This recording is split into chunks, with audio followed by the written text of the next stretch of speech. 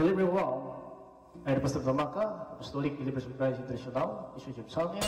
The program like is share, subscribe, and post notification bell for update every day the new videos. Thank you so much. God bless us all.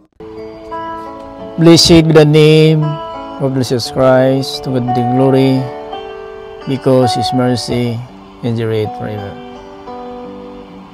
I'm the Pastor Tamaka, Apostolic Believers of Christ International. Today is July 2, 2024. Now this is the day that the Lord has made. Rejoice unto God, because God is good all the time. Now I hope, my brother and sister, maybe you need the salvation in the day of Jesus Christ, but don't forget, this is the Word of God. What is the commandments of God in the book of Bible? Like me and the servant of the Lord and the Apostolic Believers of Christ International, mga kapatid, kailangan natin ang salita ng Diyos. It's very important. You need the Word of God, because Jesus is coming, but we do not know what's the day, what's the time, what's the month, what's the year. But the very important, prepare yourself. Yan ang kapatid, pinakamalaga na maghanda lang po tayo sa pagparito ng Panginoon, dahil ang maano lang po mabuhay yung kay Kristo lang po. Hindi po lahat ng umaasa, kapatid, ng kaligtasan ay magkakamit nito. Dahil ang magkaroon na ng kaligtasan, kapatid, yung kay Kristo lang po, yun po ang mauna. Sa 1 Corinthians chapter 15 verse 23, ganito po ang sinabi ng Biblia, verse 23. Mga kapatid, pakinggan natin ang salita ng Diyos. Ngunit may kanya-kanyang takdang panahon ang muling pagkabuhay. Unang nabuhay si Kristo. Pagkatapos, ang mga na kay Kristo naman ang bubuhayin pagbalik niya rito sa mundo. Ayan po mga kapatid, no? So, may kanya-kanyang panahon. Tanda po natin sa atin na muling pagkabuhay. So, si Kristo pong nauna. At alam na po natin siya ay nakaupo na po sa kanan ng Diyos. Pakinggan natin sa 3:1 dito po sa Colosas, Conclusion. Binuhay kayong muli kasama ni Kristo. Kaya sikapin ninyong makamtan ang mga bagay na nasa langit, kung saan naroon si Kristo na nakaupo sa kanan ng Diyos. Yan po, maliwanag po Nakaupo na siya sa kanan ng Diyos dahil po sa kanyang magiging masunurin. Tandaan po natin, ang Panginoong Kristo, wala po siyang ginawang kasalanan. Pero bakit siya napako sa cross? Para po akuhin ang ating makasalanan, para iligtas niya ang buong sanlibutan. Pakinggan natin sa 2:6 dito po sa 1 Timothy. Ibinigay niya ang buhay niya bilang pantubos sa lahat ng tao. Ito ang nagpapatunay na nais ng Diyos na maligtas ang lahat ng tao. At inihayag niya ito sa takdang panahon. Ayan po, yun po pabalik niya. Natandaan natin mga kapatid, yung kay Kristo lang po ang mauna. Hindi lahat po na naghihintay, mga kapatid, sa oras na ito, sa ating pumuhay sa limutan na ito, ay talagang makasama po, mga kapatid, sa kanyang pagparito. May kanya-kanyang panahon, takdang panahon sa atin. Tandaan po natin na pinili tayo ng Diyos para maging Kanya. Na dahil pinili na po tayo ng Diyos, mula pa ng pasimula, na isinuko niya ang kanyang isang anak dito sa limutan para ang lahat sa sumampalataya ay hindi mapahamak, kundi magkaroon ng buhay na walang hanggang. So yan po pinatunayan ng Biblia, is John 3:16. Pakinggan natin. Sapagkat ganito ang pag-ibig ng Diyos sa mga tao sa sanlibutan. Ibinigay niya ang kanyang bugtong na anak, upang ang sino mang sumasampalataya sa kanya ay hindi mapahamak, kundi magkaroon ng buhay na walang hanggan. So bakit pinatunayan ng Biblia na yung sumampalataya sa Kanya hindi mapahamak, kundi magkaroon ng buhay na walang hanggan. Dahil po, lahat ng sumampalataya sa panahon ng mga apostol ay nagpabautismo po. Kaya tama lang, kapag sumampalataya isang tao sa Panginoon ay maliligtas. Ganito din ang sinabi ni Marcos 16 in verse 16. At ito po ang sinabi ni Apostol Marcos sa kanyang sulat. Ang lahat ng sasampalataya at magpapabautismo ay maliligtas, ngunit ang hindi sasampalataya ay parurusahan. Ayan po So ang lahat na sasampalataya at mabautismuhan ay maliligtas, ngunit ang hindi sasampalataya ay parurusahan. Na mga kapatid ng panampalataya, minsan ginagamit ito ng samahan at ng individual kahit sino man na meron siyang pananampalataya. Ngunit mga kapatid, kung totoo may panampalataya po tayo, dapat mabautismuhan tayo. Dahil po ang totoo may panampalataya ay nabautismuhan. Kaya sabihin man natin may panampalataya tayo at wala tayong bautismo, so hindi po totoo ang ating panampalataya. Dahil po sa panampalataya lang po, mga kapatid, umaasa minsan ang tao. Kasi sinabi naman ng aklat talaga sa 3:16 sa diyan, para ang sino man sumampalataya, hindi mapahamak, kundi magkaroon ng buhay na walang hanggan. Tama. Yan ang panampalataya natin, ito po, pinapatunayan ng gawa. Nung kapag sumampalataya na po tayo, ano po ang mangyari kasunod? Bautismo. Pakinggan na lang natin ang Biblia para hindi po tayo mangumalaki at hindi po tayo malito ng aral ng iba na hanggang nasa panampalataya pero wala pa silang bautismo sa pangalan ng Panginoon Kristo. Now, kapag sumampalataya ka sa pangalan na ito, mga kapatid, at tanggapin natin ito, hindi po mabago ang direct sa Biblia na binigyan tayo ng pagkataon ng Panginoon na maging anak tayo ng Diyos sa ating panampalataya at pagtanggap. Napuntahan man natin mga kapatid dito po sa 1 John in chapter 5 in verse 11 up to 13. Ganito po ang sinabi ni Apostol Juan, chapter 5, 11 to 13. Ito po ang sinabi ng Biblia. At ito ang patotoo ng Diyos. Binigyan niya tayo ng buhay na walang hanggan. At ang buhay na ito'y nasa kanyang anak. Now, ito naman, ito ang patotoo ng Diyos. Binigyan niya tayo ng buhay na walang hanggan at ang buhay na ito ay nasa kanyang anak. Ito, sa kanyang anak. Now, kung sabihin natin sa panampalataya lang, mga kapatid, hindi po natin tinatanggap ang kanyang anak, hindi po tayo. Kasi ang panampalataya, hindi pa mapatunayan kung walang gawa. Ang ibig sabihin, ang panampalataya may kasamang gawa. Ngayon, marami po nagsasabi panampalataya, pero ang utos ng Diyos ay hindi po nagawa. Kaya hindi ka maligtas sa panampalataya na yan. Dahil ang panampalataya, pinatunayan ito ng mabuting gawa. Kasi ang panampalataya, nagbubunga ng mabuting gawa. Verse 12. Ang sino mang nasa kanya ang anak ng Diyos ay may buhay na walang hanggan. Ngunit ang sino mang wala sa kanya ang anak ng Diyos ay walang buhay na walang hanggan. 13. Ang buhay na walang hanggan.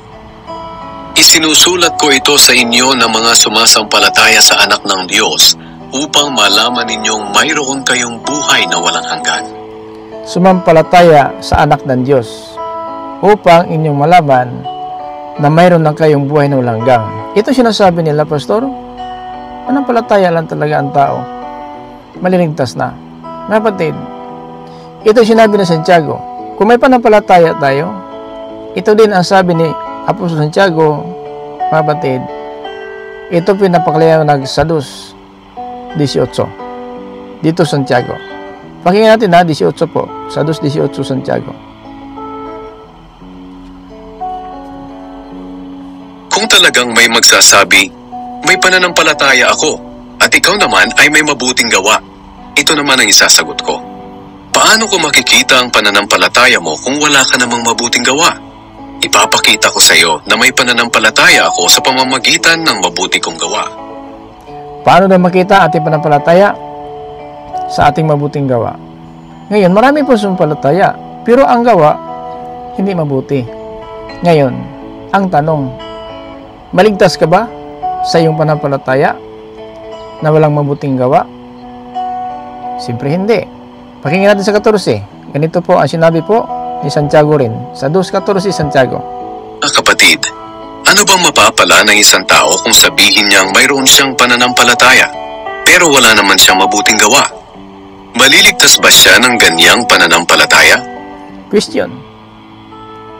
Kung may magsasabi na mayroon siyang pananampalataya na walang mabuting gawa, maliligtas ba siya sa ganun pananampalataya? Kaya huwag natin sabihin, dahil pananampalataya, kaligtas ka na.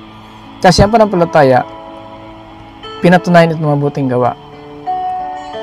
Kaya kung sabihin naman pananampalataya tayo, kung walang mabuting gawa, hindi ka maligtas. Kasi sinabi ito, maligtas ba siya sa ganun pananampalataya? Kapatid, ano bang mapapala ng isang tao kung sabihin niyang mayroon siyang pananampalataya, pero wala naman siyang mabuting gawa? Maliligtas ba siya ng ganyang pananampalataya? Maliligtas ka ba? Na sinabi pananampalataya ka, walang mabuting gawa? Yan mga kapatid, ang tanong sa ating bawat isa.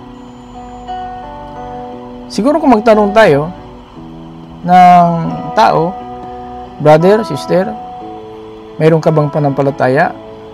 Ayun ko lang kung may magsabing wala. Siguro, talagang sabihin niya siguro, o pastor, may pananampalataya ako. Ngayon, biblically natin, sa parang mga apostoles, ilang talata si taas ng Biblia na sila po'y nangaral ng magandang balita.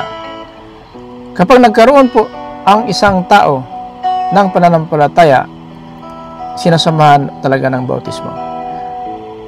Acts, kung gawa, Kabanata 8, talata 12. Kapatid, pakinggan natin ang Biblia.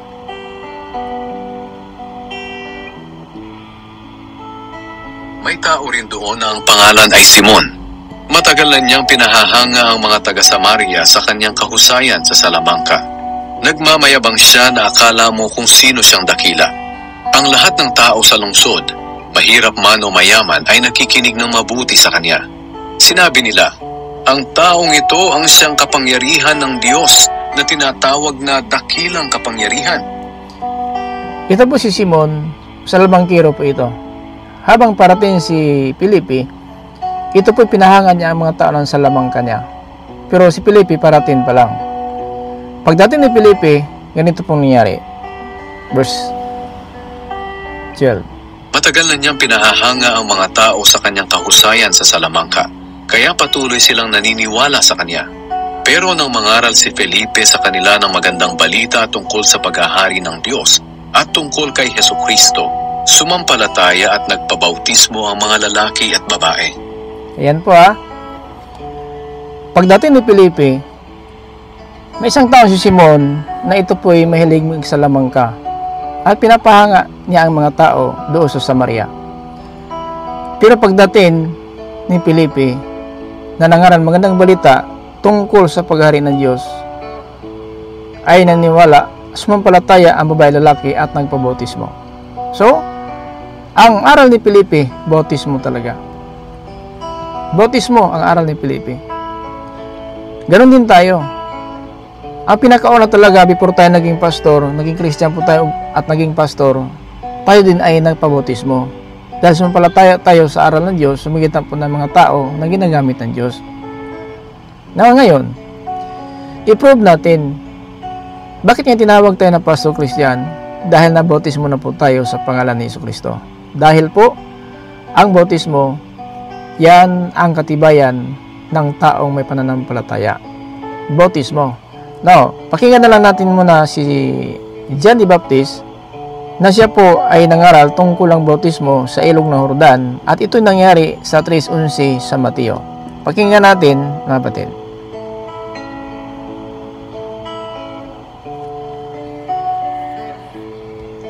Binabautismuhan ko kayo sa tubig bilang tanda ng inyong pagsisisi. Ngunit may isang darating na kasunod ko, mas makapangyarihan siya kaysa sa akin. Ni hindi ako karapat-dapat na maging alipin niya. Babautismuhan niya kayo sa banal na espiritu at sa apoy. So yan mga kapatid, ang bautismo. Bautismuhan tayo sa banal na espiritu at ng apoy. Ngayon sa time of Christ. Now, sa panahon po ni John the Baptist, ang bautismo pala na ilubog sa tubig, yan po ang tanda ng taong nagsisi. Kaya, daling sabihin po na tayo po talaga ay nagsisi na po. Tandaan po natin. Now, ang bautismo, ito po, tandaan po natin, tanda ng pagsisi.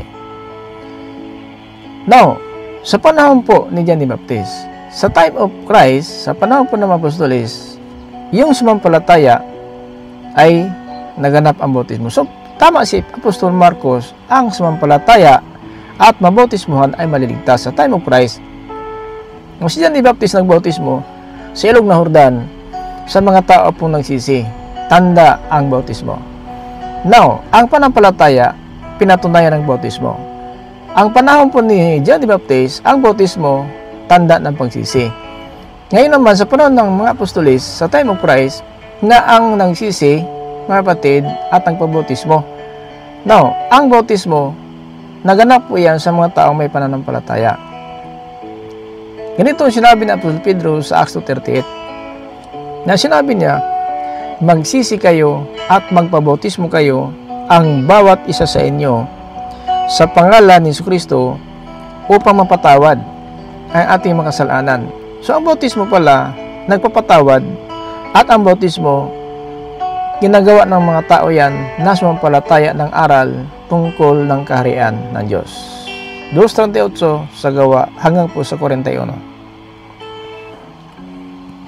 Sumagot si Pedro sa kanila, magsisi ang bawat isa sa inyong mga kasalanan at magpabautismo sa pangalan ni Jesucristo at mapapatawad ang inyong mga kasalanan at matatanggap ninyo ang regalo ng Diyos na walang iba kundi ang banal na Espiritu. 39. Sapagkat ang banal na Espiritong ito ay ipinangako para sa inyo at sa inyong mga anak at sa lahat ng taong nasa malayo, sa lahat ng tatawagin ng Panginoon nating Diyos na magsisilapit sa Kanya. 40. Marami pang ipinahayag si Pedro para patunayan sa kanila ang kanyang sinabi at hiniling niya sa kanila, iligtas ninyo ang inyong sarili sa masamang henerasyong ito.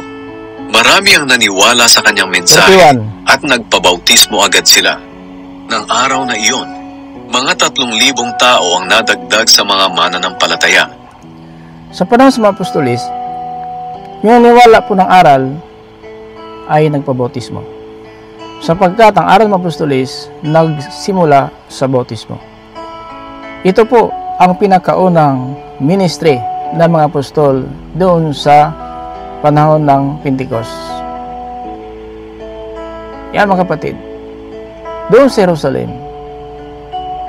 ay naganap ang bautismo sa mga tumatanggap ng aral ng mga apostolis. Kaya kung tanggapin natin ang aral ng apostolis, ang aral ng mga apostolis, bautismo talaga. Kasi di maganap ang bautismo kung hindi pinangaral ang bautismo. So ang pinakauna talaga na aral ni Apostol Pedro sa araw ng Pentecost na tumayo sa madla, bautismo talaga. Kaya hindi pwede na ang aral ngayon natin panampalataya lang. Kasi may aral ngayon, manampalataya ka lang, ligtas ka na. Ang mga apostolis po, ang aral nila, bautismo.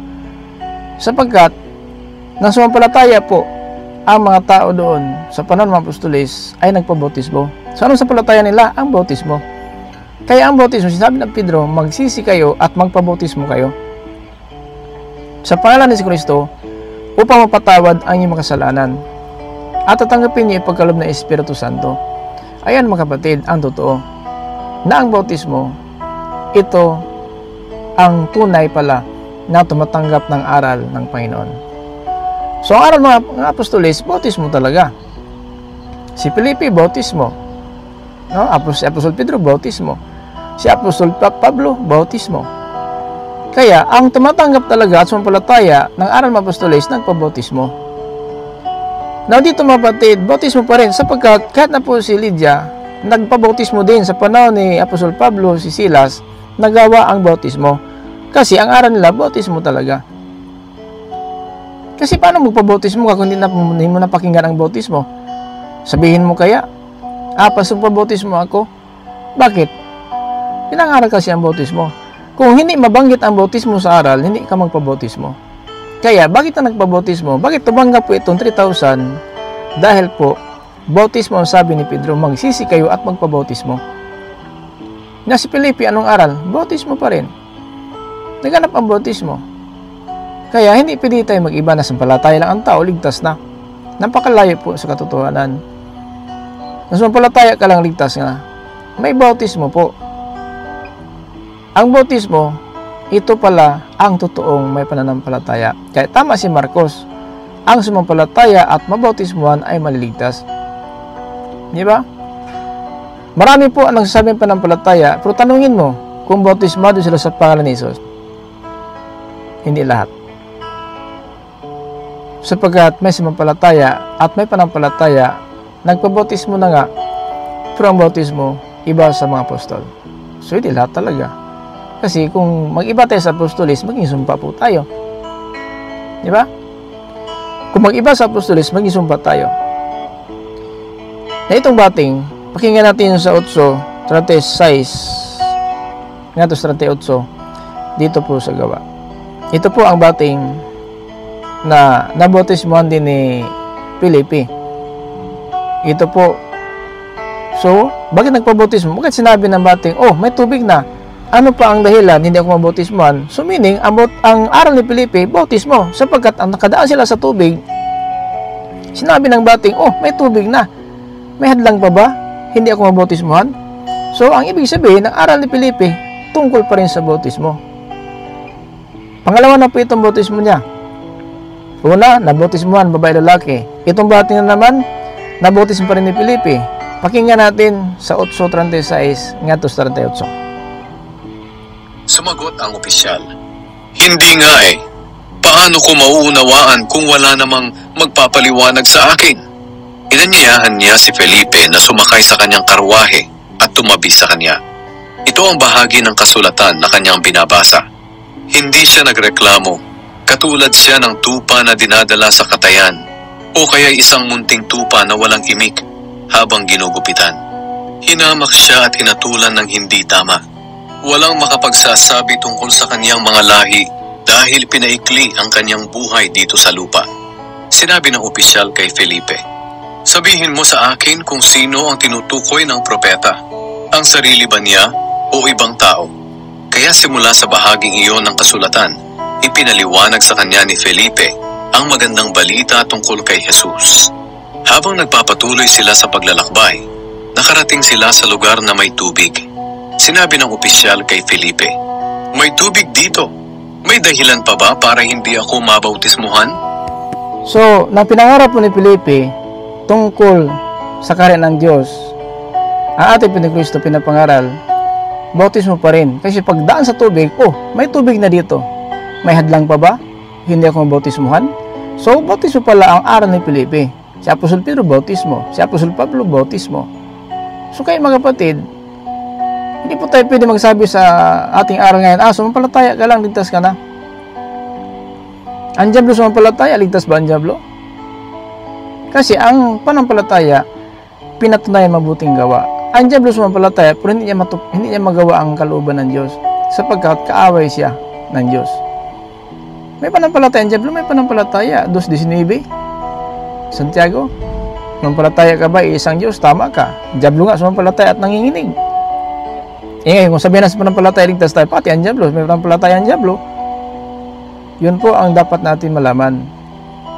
Huwag tayong padalos-dalos sa aral, mangutya pa ng iba. Hindi po, makinig lang po tayo kung ano ba talaga ang tama. Nabautismuhan ang bating, 38. Sumagot si Felipe sa kanya, "Maaari ka ng bautismuhan kung sumasampalataya ka ng buong puso." Sumagot ang opisyal, "Oo, sumasampalataya ako na si Jesucristo, ang anak ng Diyos." Pinahinto ng opisyal ang karwahe at lumusong silang dalawa sa tubig at binautismuhan siya ni Felipe. Diba? Kapag nagkaroon ang tao ng panampalataya, bautismo talaga. Kaya tama si Marcos, ang sumampalataya at mabautismohan maliligtas. Ang hindi sumampalataya parusahan. Kung hindi ka sumampalataya parusahan, sapagkat ang panampalataya, ito po, mga kapatid, pinatunayan ng bautismo. Mga kapatid, tandaan po natin yan. Kapag sumampalataya tayo, bautismo talaga ang kasunod yan. At dahil bautismo na po tayo, umasa po tayo ng kaligtasan na ito. Maligtas tayo. Tama ang sinabi ni Marcos, ang sumampalataya o bautismo, maliligtas. Ang tanong, kung may panampalataya ka, bakit wala kang bautismo? Bakit wala tayong bautismo? Sabi, pastor, bautismo na ako, pastor. Anong bautismo yan? Bata pa ako, pastor. Binautismo na ako. Ang bata, hindi pinipin ang bautismo sa bata. Ang bata, pagdating po ng 33 araw, siya po ay itinalaga sa Panginoon. Yun po ang bata, italaga lang. Hindi bautismo ang bata. Yan po ang dapat malaman natin. Mahirap na mga kapatid, kung sa ating pamuhay ngayon, ay itong ating inaasahan ng kaligtasan, mapamag po tayo. So ang bata po, hindi po talaga yan bautismo. Dedication lang po yan. Sa Lucas 2:21-24, ang panahon po ni Kristo mga kapatid, ay siya po ay nagkaroon na po ng hulong araw, tinuli. Pagdating po mga kapatid, pagdating po ng panahon po na kailangan natuparin na po ang nasulat sa kautusan, na ang bata talaga ay kailangan ialay sa Panginoon. So nangyari po, no? Yun po ay dinala ang Panginoon Kristo doon sa Jerusalem kay Father Simeon at saka itinalaga siya sa Panginoon. Yun ang bata. Pakinggan natin sa Lucas. Ganito po ang sinasabi, mga kapatid. Dito sa Lucas 2:21-24. Ganito po ang nangyari kay Panginoon Kristo, na siya po ay isinilang ni Maria, at yan po ay nagkaroon po, mga kapatid, ng kautusan ni Moises. Ayon sa nasulat kay kautusan ni Moises, ang Panginoon Kristo ay itinalaga sa Panginoon. Pagdating ng ikawalong araw ay tinuli ang sanggol at pinangalan ng Jesus. Ito ang pangalang ibinigay ng anghel bago siya ipinaglihi. Inihandog si Jesus sa templo. Dumating ang araw na maghahandog sina Jose at Maria sa templo ng Jerusalem ayon sa kautusan ni Moises patungkol sa mga babaeng nanganak upang maituring silang malinis. Dinala rin nila ang sanggol sa Jerusalem para ihandog sa Panginoon, sapagkat nasusulat sa kautusan ng Panginoon, ang bawat panganay na lalaki ay kailangang ihandog sa Panginoon. At upang maituring na malinis si Maria, naghandog sila ayon sa sinasabi ng kautusan ng Panginoon. Isang pares ng bato-bato o 2 inakay na kalapati. May isang tao roon sa Jerusalem na ang pangalan ay Simeon. Matuwid siya, may takot sa Diyos, at sumasa kanya ang banal na espiritu. Naghihintay siya sa pagdating ng haring magliligtas sa Israel. Ipinahayag sa kanya ng banal na espiritu na hindi siya mamamatay hanggat hindi niya nakikita ang haring ipinangako ng Panginoon. Yan po ang Panginoon Kristo. So, pagdating po ng 8 araw, tinuli siya at pinalang Jesus. Pagdating ng 33 days, ayon po sa kasulatan ni Moises, nasulat ni Moises, yun na po, inaalay na po siya. No, dinala po sa Jerusalem upang ialay sa Panginoon. So yan po ang nangyari, mga kapatid. Nangyari po yan ng panahon po ng Panginoon Kristo. Talagang nangyari po na siya talaga ay inalay sa Panginoon pagkatapos ng 33 days, mga kapatid. Kasi yan po ang hallelujah nang sinabi ng Panginoon na pagdating po ng 33 days, dapat ialay na po ang bata. No? Yan po ang sinabi ng Biblia. No, kaya alam po natin na ito talaga ay ayon po sa kasulatan ay ginawa po yan. Ginawa po yan ng mga Israelita sa panahon ni Moises. Kaya yun po ang dapat natin malaman sa panahon natin, kung ang bata pala na ispasok sa simbahan, yun ba talaga ay bautismo? Hindi po bautismo. Kapag ipinasok po ang bata sa simbahan, hindi po bautismo yan. No? Tanda po natin yan, kapag ang bata ipinasok sa simbahan, yan ang tinatawag pag-alay, kondidikisyon. Yan mga kapatid, ang tama na aral. Hindi po yan, sabi natin, bautismo kapag ang bata na ipasok po sa simbahan. Kaya kailangan malaman natin kung ang aral talaga ay ano pa talaga ang totoo. Kasi hindi natin alam kung tayo talaga ay sumusunod lang sa aral ng mga tao, pero ito pala hindi kalooban ng Diyos. So kailangan natin malaman, no? Inipili natin mga kapatid na ibahin natin ang direksyon ng Biblia. Kasi iba po ang aral ng Panginoon kaysa aral ng tao. Hindi pwede mga kapatid magkasalungat ang Biblia. Yan po ang dapat malaman natin kung paano natin talaga isagawa ang pagtupad ng utos ng Diyos. Kasi delikado mga kapatid ang ating katayuan kapag nag-iba tayo sa aral ng Panginoon. So ang bata hindi po dapat bautismuhan. Kasi Panis Kristo mga kapatid, lumaki na po siya, mag-30 taon, na bautismo po siya ni John the Baptist. Kaya ang bata hindi pwede mga kapatid na ganapin ang bautismo. Pero sa ibang sikta, bautismo gawa nila. So kanila po yan. Kung may pananagutan sa Panginoon sila, mananagot talaga sa Panginoon sila. Kung sabihin natin ang bata, bakit nagpabautismo? Inosente po yan. Hindi po niya alam na yung ginawa ng tao sa kanya, tama ba o mali. So kaya, mayroon talagang aral, mga kapatid. Pinangaralan nga tayo ng Panginoon para malaman natin ang totoo. Kung ano talaga ang dapat natin gawin. So kaya, delikado po ating katayuan. Kung sumunod po tayo ng aral, hallelujah, na hindi po totoo. Napakinggan natin kapag nanganak pang babae. Dito po tayo sa Levitico 12, Kabanata 12, talata 1 hanggang po sa 5. Ito po sinabi ng Panginoon kay Moises. Inutusan ng Panginoon si Moises na sabihin ito sa mga taga-Israel.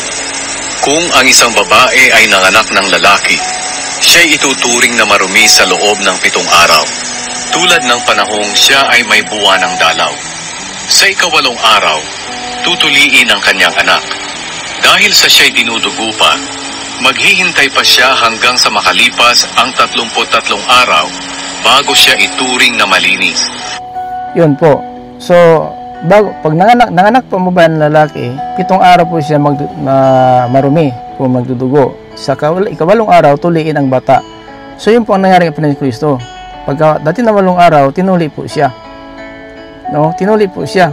Ito yung nangyari po sa Lucas, mga kapatid, 2:21. Balikan muna natin si Lucas. Ganito po ang nangyari kay Panis Kristo. Kaya ang bautismo hindi po sa bata. Ang bautismo para lang po sa mga matanda, marunong magsisi na po sa kasalanan. Walang kasalanan ng bata, kaya inosente po siya. Kung bautismado siya, wala. Ito pinapanood ni Kristo mga kapatid, ayon po sa Lucas 2:21. Pagdating ng 8 araw ay tinuli ang sanggol at pinangalan ng Jesus. Ayan po ha. Tama ang sabi ni Moises sa Leviticus 12, versikulo 3. Kapatid. So tama po. Hindi po pwede magkaiba na ginawa pa ni Kristo ito nang siya isinilang, mga kapatid.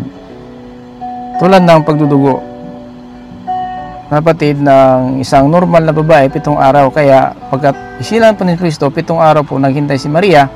Pagka 8 araw, tinuli na po ang atin pa ni Kristo. Sabihin ito sa mga taga-Israel. Kung ang isang babae ay nanganak ng lalaki, siya'y ituturing na marumi sa loob ng 7 araw, tulad ng panahong siya ay may buwan ng dalaw. Sa 8 araw, tutuliin ang kanyang anak.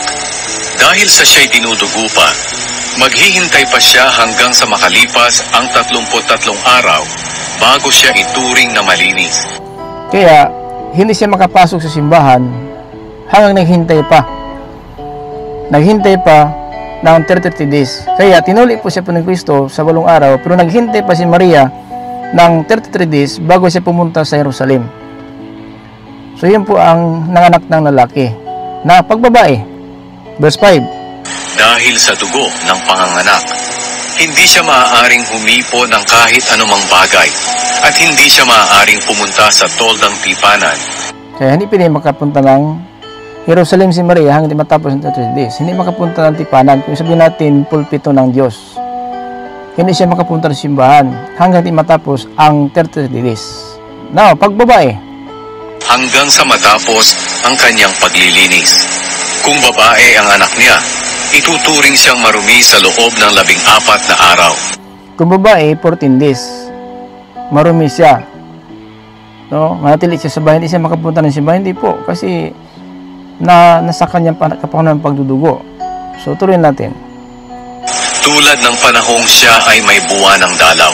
Dugo. Maghihintay pa siya ng 66 na araw bago siya ituring na malinis mula sa dugo ng panganganak.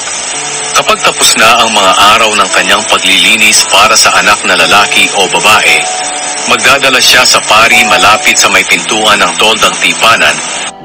So, yun po si Padre Simeon ang nag-alay sa ating Kristo pagkatapos ng 33 days. Kasi ayon po sa utos ni Moises, kung balikan natin ang Lucas 2, 22-24, ganito din ang sinabi ni Apostol Lucas. No? 22-24, dito po sa Lucas 2, mga kapatid. Balikan natin, 22 hanggang sa 24. Dumating ang araw na maghahandog sina Jose at Maria sa templo ng Jerusalem, ayon sa kautusan ni Moises patungkol sa mga babaeng nanganak upang maituring silang malinis. Dinala rin nila ang sanggol sa Jerusalem para ihandog sa Panginoon. Ayan na po, paghandog na po yan.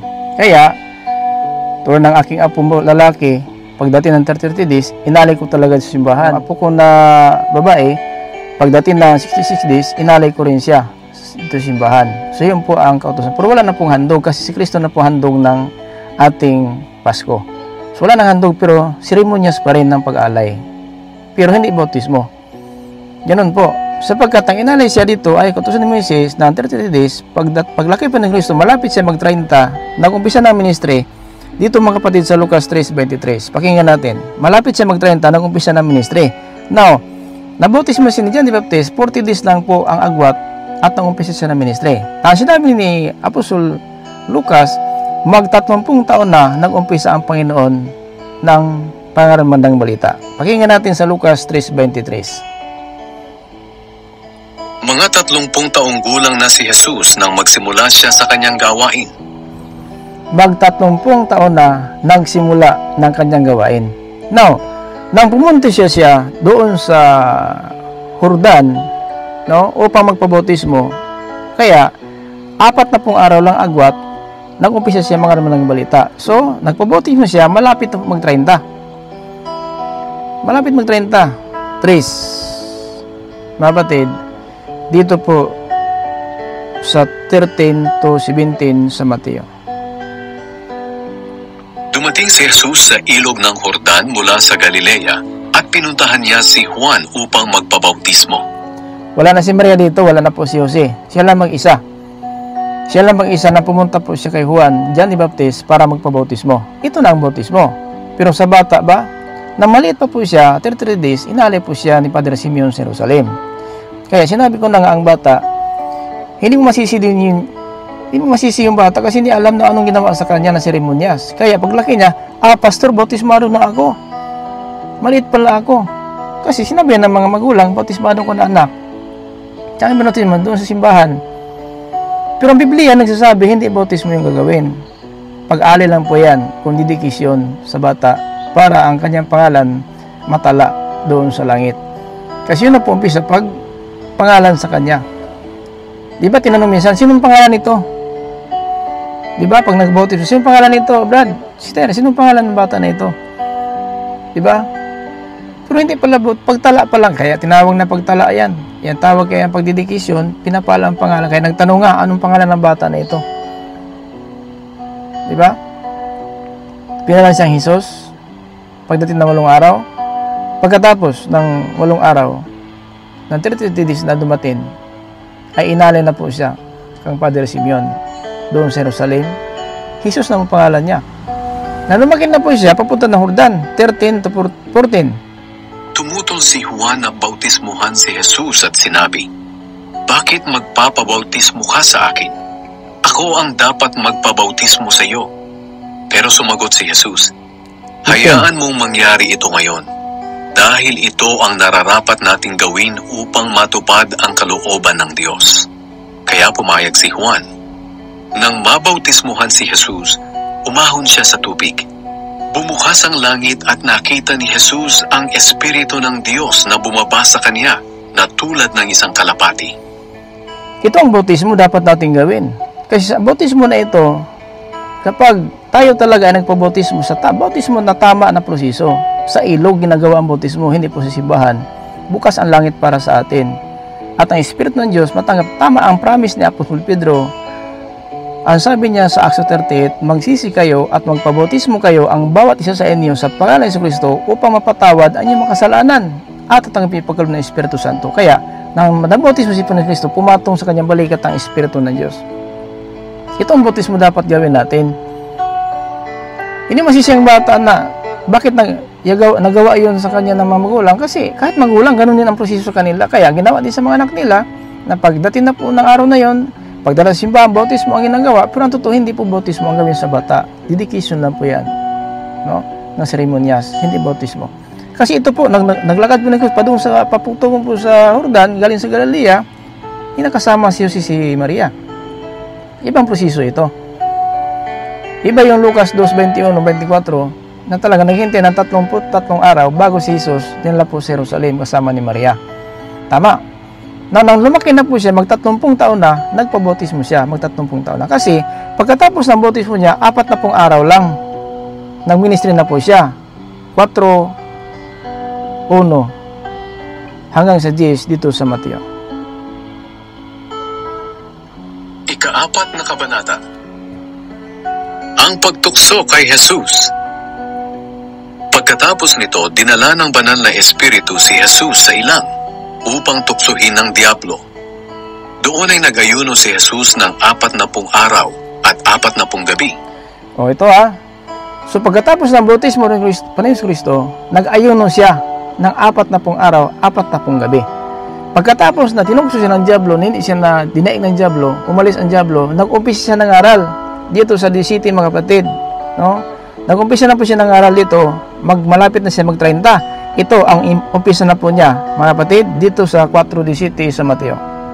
Simula noon, nangaral na si Jesus. At ito ang kanyang mensahe. Pagsisihan na ninyo ang inyong mga kasalanan, dahil malapit na ang paghahari ng Diyos. Pagkatapos ng 40 na araw, 40 gabi, nang siya nag-ayuno, nag-umpisa siya ng aral. Anong sabi ni Lucas? Mag-30 taon na po siya nag-umpisa. So meaning, nabautismo ng Kristo, malapit na mag-30 taon. Kasi ang sabi ni Lucas, mag-30 taon. Ibig sabihin, mag-30 taon. So meaning, malapit siya mag-30. Before siya nabautismuhan, at 40 araw, 40 gabi, tapos mag-ayuno, nag-umpisa siya mga balita. So yun po mga kapatid na ibig sabihin, bautismo, hindi po para sa bata. Para po yan sa marunong magsisi. Tama si Pedro sa araw ng Pentecost, magsisi kayo at magpabautismo kayo ang bawat isa sa inyo sa pangalan ni Kristo upang mapatawad yung mga kasalanan at tatanggapin yung pagkaloob ng Espiritu Santo. Yun po ang tama na proseso. Sana mga kapatid nakatulong po sa atin ito. Salamat po sa lahat. Video lang po ito kasi mga kapatid, hindi pinitaas itong video kasi may limit po ito. So 47 minutes na po tayo. So salamat po, marami pa sana tayong mga verse, pero dito lang muna tayo sapagkat video lang talaga ito, mataas na po ang ating pag-upload nito. Matagal pong upload natin ito, mga 2-3 oras po ito ma-upload. Salamat po sa lahat mga verse natin listeners sa ating YouTube channel sa Facebook. Ito po yung link ng Kristo Jesus Pastor Tumac Apostolic Believers of Meditation. Dahil masabi sa ba't isa, grace, mercy, in peace. Be with Jesus Christ. Amen.